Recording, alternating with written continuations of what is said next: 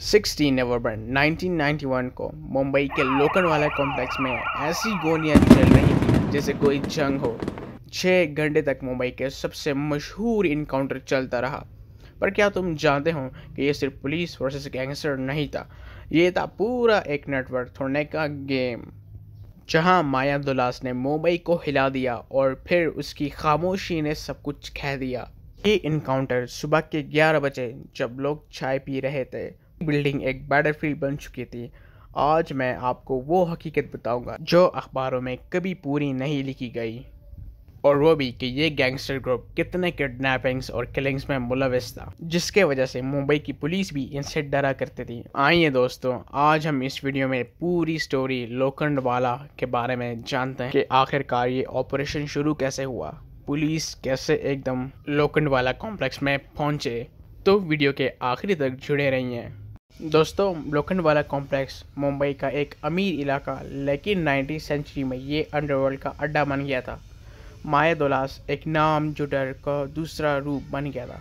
उसकी गैंग ने वसूली, मर्डर और किडनैपिंग का रोज का काम बना दिया था। पुलिस कई बार कोशिश करती, लेकिन माया दुलास हर बार बच जाता और उसकी हिम्मत बढ़ती गई। माया दुलास असल में अशोक जोशी गैंग का हिस्सा था, लेकिन उसने दाऊद इब्राहिम के अंडर काम करना स्टार्ट कर दिया। दाऊद इब्राहिम मुंबई का सबसे बड़ा डॉन जो दुबई भाग गया था और वहां से पूरा नेटवर्क करने लगा। माया का काम था हर हफ्ते वसूली, दुश्मनों को मारना और दाऊद का डर फैलाना। माया दुलास जो कि अशोक जोशी गैंग का मेंबर था, जब अशोक जोशी का टकराव दाऊद इब्राहिम के साथ होने लगा तो उसके बाद अशोक जोशी को मारा गया। तो माया दुलास ने अपना गैंग बनाया और बाद में दाऊद इब्राहिम से मिल गया। तो दाऊद इब्राहिम ने माया को मुंबई का ईस्ट जोन संभालने को दिया।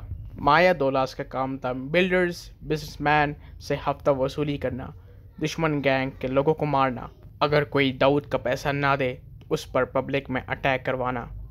उस पर मल्टीपल मर्डर्स और किडनैपिंग के केसेस फाइल हुए थे। पुलिस रिकॉर्ड्स के मुताबिक उसका नाम Maharashtra control of organised crime act के लिस्ट में था। लगभग 25 से ज़्यादा केसेस उसके ऊपर रजिस्टर थे। एक्सटॉर्शन यानी भत्ता लेना, मर्डर लोगों को मारना, अटेम्प्ट टू मर्डर लोगों को मारना और किडनैपिंग, ये सारी चीज़ें। माया दुलास ने काफ़ी ऐसे बिल्डर्स को धमकी दी कि अगर पैसा नहीं दिया गया तो तुम्हारे बिल्डिंग्स बॉम्ब से उड़ा दिए जाएंगे। एक केस पे घाटकोपर की बिल्डिंग को लेटर भेजा जिसमें लिखा था, पैसा नहीं दिया तो तुम्हारे ऑफिस में धमाका होगा। 1989 में माया और उसके लोगों ने पब्लिक प्लेस पर राइवल गैंग पर फायरिंग की, जिसमें 2 लोग मारे गए। उसका स्टाइल था ओपन फायरिंग करना ताकि सबको डर लगे। फ़ोन और लेटर्स पर अक्सर लिखता, दाऊद का बंदा बोल रहा हूँ, पैसा नहीं दिया तो धमाका होगा या गोली लगेगी। लोग उसके नाम से इतना डरते थे कि पुलिस कंप्लेंट भी नहीं करते थे। लेकिन दोस्तों, इंटरेस्टिंग बात कि माया के अंदर खुद भी बहुत ईगो था। खुद दाऊद को चैलेंज करने लगा। दाऊद इब्राहिम को माया की हरकतें पसंद नहीं आती थी। माया खुद मीडिया में दिखना चाहता था। दूसरी तरफ मुंबई पुलिस बार बार माया को पकड़ना चाहती थी, मगर पुलिस में से कोई भी बंदा उसके साथ मिल के उस रेड को नाकाम कर देती थी। पब्लिक का ट्रस्ट पुलिस से ख़त्म हो गया था। हर कोई कहता था अब ये गैंगस्टर्स कभी नहीं रुकेंगे। तब मुंबई ATS यानी एंटी टेररिज्म स्क्वाड को एक्टिव किया गया। ATS के चीफ आफ्ताब अहमद खान एक डेयरिंग ऑफिसर थे। उन्होंने डिसाइड किया या तो ये मरेंगे या हम, लेकिन ये सरेंडर नहीं करेंगे। उस वक्त खान को बहुत से ऐसे कॉल्स आए जो कि इनके वेयर अबाउट्स बताना चाहते थे, मगर एक इम्पोर्टेंट कॉल जो दुबई से आई, वो दोस्तों, वो दाऊद इब्राहिम की कॉल थी। खान ने शूट टू किल ऑर्डर्स दिए हैं। प्लान क्लियर था, लोखंडवाला कॉम्प्लेक्स को पूरा घेर लेना है और किसी को जिंदा भागने नहीं देना। क्रिमिनल्स को पहले वार्निंग दी गई, मगर सबसे पहले गोली उन्होंने चलाई और ऊपर से ही उन्होंने गालियां स्टार्ट कर दी। दुलास और उसके गैंग ने AK-47 से फायरिंग शुरू कर दी। पूरे 4 घंटे तक गोलियों की बरसात होती रही। बुलेट्स वॉल्स तोड़ रहे थे, ग्लास तोड़ रहे थे, पब्लिक नीचे चीख रही थी। पुलिस का प्लान था कि फ्लैट की दीवारें तोड़कर फायरिंग करनी है ताकि गैंगस्टर्स चुप नहीं सके। मीडिया लाइव रिकॉर्डिंग कर रही थी, पूरा मुल्क टीवी देख रहा था।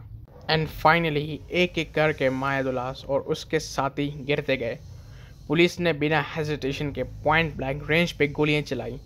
मायादुलास को छाती और सर में गोली लगी। वो ज़मीन पर गिरा और उसका टेरर ख़त्म हो गया। टोटल 7 गैंगस्टर्स मारे गए। जब साइलेंस हुआ, पूरा फ्लैट खून से भरा हुआ था। ये ऑपरेशन मुंबई पुलिस की जीत मानी गई, और सवाल भी उठे गए, क्या ये इनकाउंटर लीगल था? क्या पुलिस ने ज़्यादा ब्रूटैलिटी की? मीडिया ने इसको स्टेट स्पॉन्सर्ड मर्डर भी कहा, लेकिन पब्लिक के लिए मायादुलास का ख़त्म होना एक राहत थी। रिपोर्ट्स का कहना था कि मायादुलास को 100 से ज़्यादा गोलियां लगी और इस इनकाउंटर में 400 से ज़्यादा पुलिस ऑफिशियल मौजूद थे। ये वाक़या इंडिया के पुलिस इनकाउंटर में सबसे बड़ा वाक़या था। दोस्तों, इस हादसे के ऊपर एक फ़िल्म भी बनाई गई जिसमें दिखाया गया है कि कैसे पुलिस ने इन क्रिमिनल्स का इनकाउंटर किया। लोग ये समझते हैं कि जो फिल्म में दिखाया जा चुका है वो ही रियलिटी है, मगर इससे रियलिटी बहुत ही अलग है। मायादुलास असली में बहुत ही गरीब फैमिली से आता है और बाद में वो ITI से पास आउट होता है, यानी इंडस्ट्रियल ट्रेनिंग इंस्टीट्यूट। बाद में वो छोटे छोटे ग्रुप्स ज्वाइन करके क्रिमिनल एक्टिविटीज़ को कैरी आउट करता रहता है। और फिल्म में जो दिखाया जा चुका है कि मायादुलास की माँ उसको क्रिमिनल एक्टिविटीज़ के लिए सपोर्ट करती है, मगर ये रियलिटी नहीं। Shoot out at Lokhandwala film के रिलीज़ होने के बाद काफ़ी लोगों ने इसको क्रिटिसाइज़ किया। ख़ास तौर पर सिख कम्युनिटी ने इसको क्रिटिसाइज़ किया। एक कैरेक्टर का नाम फतेह सिंह, जो कि फिल्म में दिखाया गया है कि फतेह सिंह एक टेररिस्ट था उन्हीं के ग्रुप में। बाद में सिख कम्युनिटी ने इसको रिवर्स कर दिया और फिल्म के ऊपर प्रेशर डाला कि टेररिज्म को सिख कम्युनिटी के साथ ना जोड़ा जाए। दोस्तों, ये फिल्म बहुत ही फिक्शनल बनाया गया था, यानी कि जो क्रिमिनल्स के डायलॉग्स थे ऐसा दिखाया गया कि वो काफ़ी ग्लोरीफाई करते थे क्रिमिनल्स को। काफ़ी रिटायर्ड ऑफिसर्स ने भी ये कहा कि जो पुलिस के जो डायलॉग्स थे वो भी एग्जैजरेटेड थे। दोस्तों, जब भी इन क्रिमिनल्स के ऊपर रेड होता था पहले, तो ये लोग भाग जाते थे और पुलिस फेल हो जाती थी। मगर इस बार जब दाऊद इब्राहिम को पता चला मायादुलास अब अपना बंदा नहीं रहा, तो उसने पुलिस को इन्फॉर्म किया डायरेक्टली। पुलिस को भी नहीं पता था कि ये कॉल कहाँ से आई है। बाद में पुलिस ट्रांसपेरेंसी के ऊपर काफ़ी सवालात उठाए गए कि ये इन्फॉर्मेशन कहाँ से आई गई, इतना ब्रूटल इनकाउंटर कैसे हुआ। और बाद में आफ्ताब अहमद ख़ान और ATS के पूरे ग्रुप को कोर्ट में ट्रायल किया गया। अक्सर ऐसे सवालात उठाए गए कि 450 राउंड्स एक ही दिन में चलाने थे। क्या गोली पुलिस ने पहली मारी या क्रिमिनल्स ने? ये बात कोर्ट में बताई गई कि पहले मायादुलास के ग्रुप ने गोली मारी। बाद में ये केस कोर्ट में ट्रायल होता गया, मगर बाद में कोर्ट ने फैसला ATS के हक में कर दिया और आफ्ताब अहमद ख़ान और उसके ग्रुप को क्लीन चिट मिल गई। तो दोस्तों, ये थी कहानी शूट आउट एट लोखंडवाला के ऊपर। मेरे जहन में कुछ सवाल हैं और आपके भी हैं कि क्रिमिनल्स अगर वो किसी के ऊपर गोली चलाते हैं तो उसके ऊपर कोई सवालात उठाते नहीं, मगर जब भी पुलिस किसी को मारती है या कोई एक्शन लेती है तो उसके पर कोर्ट ट्रायल वगैरह हो जाती हैं। दोस्तों, जैसे कि हर डेमोक्रेटिक मुल्क में हर इदारे के ऊपर नॉर्मल पावर, यानी अगर कोई भी इदारा हद से ज़्यादा पावरफुल हो जाता है तो वो ख़राब हो सकता है के लिए। अगर किसी इदारे के ऊपर ट्रांसपेरेंसी नहीं हो, सवालात उठाते नहीं हो, तो वो इदारा भी लोगों के लिए ख़तरनाक बन जाता है। इनमें ऐसे अक्सर फेक इनकाउंटर्स भी होते हैं जो कि अपने मफादात को हासिल करने के लिए किए जाते हैं। मगर इस करंट सिनेरियो के ऊपर क्या आप समझते हैं कि ये इनकाउंटर लीगल था या एक्स्ट्रा जुडिशल?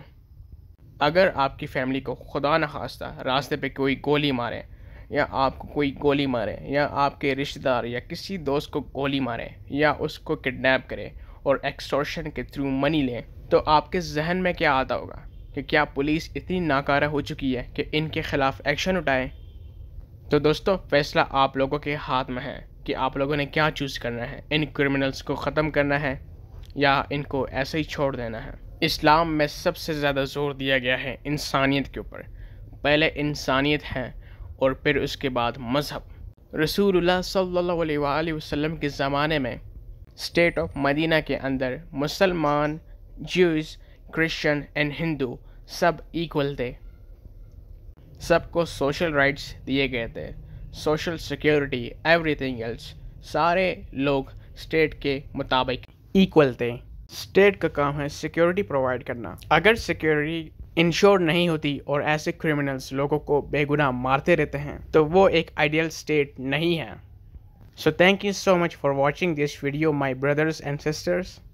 आई होप कि ये वीडियो आप लोगों को पसंद आई हो। अगर चैनल पर न्यू हैं तो प्लीज़ सब्सक्राइब करें और फ्यूचर में वंडरफुल कंटेंट देखने के लिए बेल आइकन को प्रेस करें। So thank you so much. अल्लाह हाफिज़।